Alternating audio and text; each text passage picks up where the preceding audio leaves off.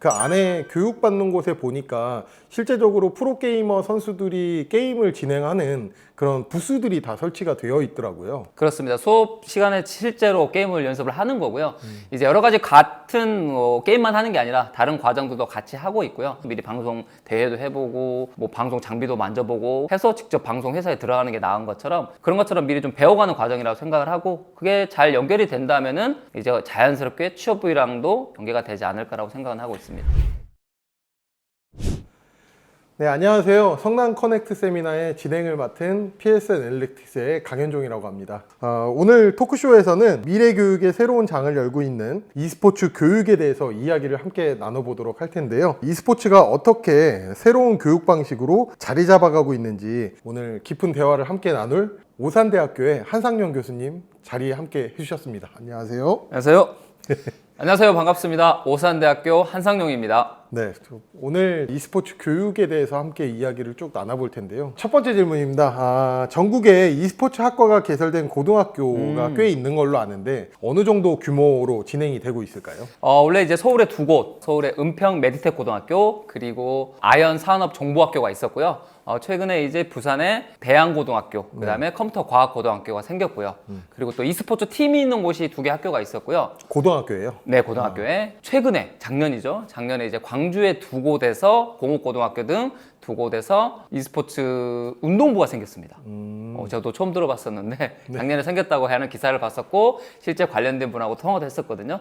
그래서 학교에서 직접 운동부를 지원하고 있습니다. 저도 사실상 그 서울에 있는 은평 메디텍고하고 아연 정보산업고등학교를 방문을 직접 한 적이 있었는데요. 그 안에 교육받는 곳에 보니까 실제적으로 프로게이머 선수들이 게임을 진행하는 그런 부스들이 다 설치가 되어 있더라고요. 그렇죠. 네, 그럼 뭐 이것은 실제적으로 게임도 교육으로 같이 뭐 랭크를 한다거나 아니면 뭐 스크림을 한다거나 약간 이런 부분들을 수업 시간에 같이 병행할 수 있다 생각하면 될까요? 그렇습니다. 수업 시간에 실제로 게임을 연습을 하는 거고요. 이제 여러 가지 같은 게임만 하는 게 아니라 다른 과정들도 같이 하고 있고요. 은평 메디텍 고등학교는 3년의 교육 과정을 거쳐서 하고 있는 걸로 알고 있고 아연 산업정보학교 같은 경우는 이제 2학년까지 마치고 나서 3학년 때 올라가서 하는데 오전에는 이제 컴퓨터 활용 능력이라든가 그런 기본적인 교육을 하고 오후에 또 실습하는 그런 시간들이 있더라고요. 그래서 시간을 좀 나눠서 분배해서 하고 있습니다. 방금 얘기해 주셨다시피 아연정보산업고등학교는 저도 처음 뭐 이렇게 방문을 했을 때 들었던 이야기이기는 한데 다른 학교에 다니고 있는 학생들이 3학년이 되면 이 아연정보산업고등학교에 와서 e스포츠 뭐 수업을 따로 받는 약간 이런 시스템으로 돼 있던데 조금 특이한 방법이기는 해요. 네, 맞습니다. 고등학교 3학년 돼서 어떻게 보면 다시 들어간다고 보시면 될 것 같고 아마 가을쯤에 2학년 가을쯤에 지원을 받아서 선정된 학생이 들어가고 있고 은평 메디텍 고등학교 같은 경우는 이제 리그 오브 레전드 선수들이 주력이고요. 그 다음에 아연 산업정보학교 같은 경우는 이제 리그 오브 레전드 선수들이 많았었고 최근에는 이제 발로란트 학생들도 들어가고 있는 추세입니다. 자, 그럼 고등학교 이야기를 했으니까 지금 한상용 교수님께서 네. 같이 이제 수업을 하고 계신 대학교 e스포츠에 대해서도 이제 질문을 또 드려야 될 것 같은데요. 국내에 이제 e스포츠과가 어느 정도 있고 어떤 수업을 병행하고 있는지 네. 좀 간단하게라도 설명을 좀 해주실 수 있을까요? 이제 국내 e스포츠 대학교를 이제 살펴보면은 수도권에 이제 오산대학교, 신구대학교, 국제대학교가 있고요. 전라남도 쪽에 이제 조선이공대학교, 그 다음에 4년제인 호남대학교, 전남과학대학교. 현재까지는 6개 학교가 지금 공식적으로 e스포츠과가 있고요. 동양대학교라고 4년제 학교가 있는데 거기가 지금 게임학부가 되어 있는데 아마 올해 말에 e스포츠과로 좀 바뀐다는 걸로 알고 있고요. 그 다음에 새로 생기는 학교로는 이제 한국관광대학교, 그 다음에 대전에 있는 우송정보대학교가 올해 말에 이제 e스포츠과 첫 입시를 받는 걸로 알고 있습니다. 점차 좀 더 생겨나고 있는 추세죠. 기타 다른 학과들은 정말 인원이 없어서 과를 줄이네 마네 이렇게 이야기를 하고 있는데 e스포츠과는 점점 더 뭐 발전하고 늘어나고 있다 생각이 드는데 그만큼 이번 입시열이나 뭐 경쟁률 이런 것은 지금 교육하고 계신 오산대학교에서는 좀 많이 들어오셨었나요? 일단은 입시는 현재 잘 되고 있습니다. 왜냐면은 학교가 그렇게 많이 있는 편은 아니잖아요. 어떻게 보면 다른 유명한 과들에 비해서는 소수다 보니까 입시 경쟁률은 꽤 있는 편이고 저희 오산대학교 같은 경우는 작년에 이제 8.7대 1 정도 그 정도 좀 경쟁률이 좀 있었고요. 그런 쪽 측면에서 학과가 좀 인기가 좀 있다라고 보시면 될 것 같고 그렇기 때문에 새로운 대학교에서 지금 e스포츠과를 만들고 있다고 생각합니다. 8.7대 1이면 굉장히 좀 많은 인원이 몰렸다라고 볼 수도 있는데 그 인원들이 들어오게 되면 교육도 여러 가지 다방면에 있어서 뭐 알려줘야 될 것 같아요. 네. 꼭 프로게이머를 하고 싶다라고 하는 친구들만 그 학교에 갈 수 있는 건가요? 아닙니다. 이게 지금 학교마다 좀 다르긴 하는데요.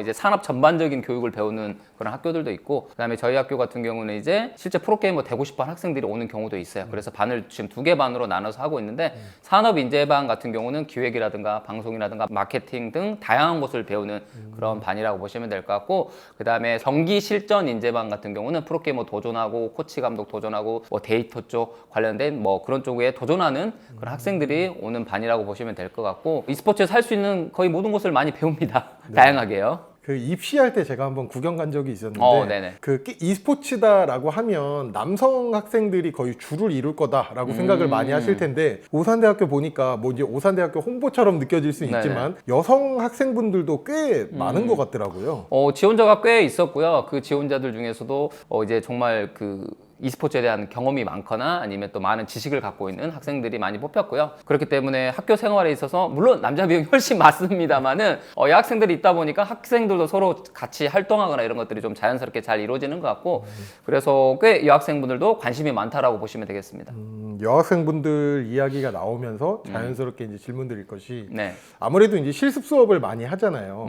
그 안에서의 이제 여성 학생들의 포지션이라던가 네. 물론 게임을 전문적으로 하고 싶어서 프로게이머를 도전하는 여성 학생들도 있지만 아닌 여성 학생들은 어떤 실습을 받는지, 그리고 남학생들도 어떠한 학생 그 실습을 수업을 진행을 하는지 이런 것들에 조금 더 풀어서 이야기를 해주실 수 있을까요? 정말 대학교마다 다 다를 거라서 뭐 제가 뭐 100% 정답이라고 말씀을 드릴 수 없겠지만은 학교마다 그 학생들이 원하는 어떻게 보면 미래에 대한 설계, 미래에 대한 꿈이 있잖아요. 네. 예를 들면 이 학생들 같은 경우는 이제 프로게이머 도전하는 친구도 물론 있겠습니다만은, 예를 들면 발로란트 같은 경우는 지금 여성 리그도 있고요. 네. 실제로 저희 뭐 열심히 준비하거나 대회 나가는 친구들도 있고요. 하지만 예를 들면 롤 같은 경우에는 뭐 매니저 하고 싶어하는 친구도 있어요. 뭐 솔직히 뭐 프로게이머 하고 이런 친구 도전하는 친구보다는 저는 이제 대학교 졸업하면은 매니저 할 거예요.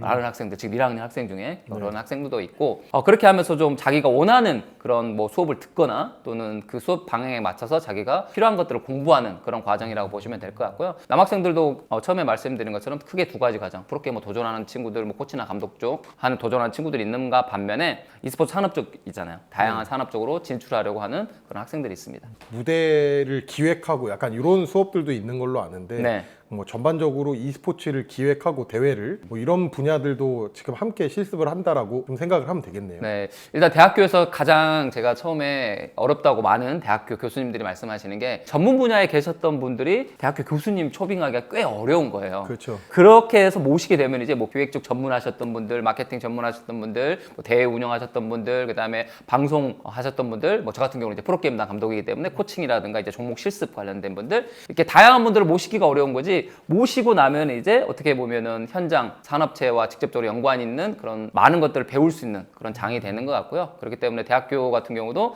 그런 교수님들 모시는 거에 좀 열을 올리고 있다라고 보시면 되겠습니다. 자, 그러면 이제 교육을 했으니까 네. 이 학생들이 이제 졸업을 하게 되면 이제 진로 선택을 하게 되는데 대부분 어떤 쪽으로 혹시 이제 졸업자를 배출하신 적이 있으실까요? 저희 대학교 같은 경우는 지금 보시면 2년제 과정 이후에 새로 지금 학사 심화 과정이라고 해서 이제 4년제 졸업장을 취득할 수 있는 그런 과정이 생겼거든요. 그렇기 때문에 지금 작년에 첫 졸업자, 전문대학교 졸업자가 나왔음에도 불구하고 많은 학생이 나오진 않았어요. 뭐 그중에 일부는 이제 어디 프로게임단에 인턴으로 들어가거나 그런 경우도 있었고요. 하지만 이제 e스포츠과들이 많이 생겨나고 있는데 지금 말씀하신 것 중에 어떻게 보면 미래라고 볼 수 있는데 취업적으로 연계되는 게 가장 중요하잖아요. 그렇죠. 그게 아직은 좀 많이 미흡한 상태입니다. 그렇기 때문에 산업체와의 협력 관계 이런 것들도 지금 많이 하려고 하고 있는 상황이고, 기존의 이제 산업체 e스포츠 회사들이 직원을 뽑을 때 예를 들면은 이제 각자 분야에서 뭐 전문가라든가 예를 들면은 뭐 e스포츠 대학교를 뭐 졸업한 학생들이 취업을 한다거나 그런 경우는 거의 없었잖아요. 네, 맞아요. 이제 슬슬 그게 자리 잡아가야 되는 과정이라고 생각하고, e스포츠 관련된 회사들도 이제 e스포츠 대학교를 졸업한 친구들 좀 뽑아가는 그런 과정들이 필요하지 않나라는 생각이 듭니다.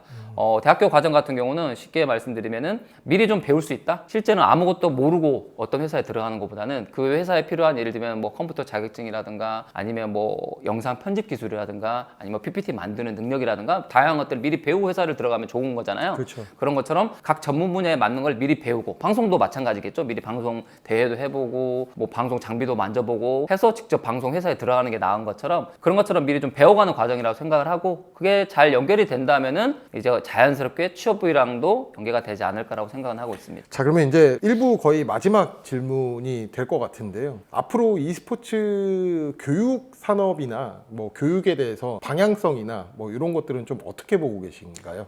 제가 무슨 방향성까지 제시하기는 좀 어려운데, 일단은 저는 이제 당연히 이제 어느 정도 학문적으로 배우는 것도 대학교에서 필요하고요. 그 다음에 또 자연스럽게 또 취업과 연계되는 것도 필요하다고 생각을 하기 때문에 계속적으로 대학교에서는 이제 전문적인 분야에 있던 교수님들 잘 초빙해오고 모시는 게 좀 중요한 역할인 것 같고요. 그렇기 때문에 뭐 저희 학교 같은 경우는 예를 들면 뭐 권희슬 아나운서님이라든가 아니면 또 심판하셨던 뭐 이성훈 심판이라든가 직접 현장 경험이 많으신 분들을 데려오고 노력을 하고 있거든요. 그렇게 해야지만이 실제적으로 교육을 받고 어떻게 보면 현장에 진출했을 때 아니면 취업을 했을 때 도움이 된다고 생각을 하기 때문에, 그래서 두 가지를 다 해야 되는 것 같아요. 학문적인 공부와 플러스 이제 실습적인 측면들까지 다 같이 갖춰야 되는 게 대학교의 앞으로 그런 교육 분야의 목표가 되지 않을까라고 생각은 하고 있습니다. 오늘은 e스포츠 교육의 중요성과 그 가능성에 대해서 이야기를 나눠봤는데요. e스포츠는 단순 게임이 아니라 전략적 사고와 팀워크 그리고 창의력을 기를 수 있는 중요한 교육 도구라고 오늘 이야기를 나누면서 그렇게 생각이 들었습니다. 자, 앞으로 더 많은 학생들이 e스포츠를 통해서 성장할 수 있기를 저와 한상윤 교수가 함께 모두 응원하도록 하겠습니다. 감사합니다.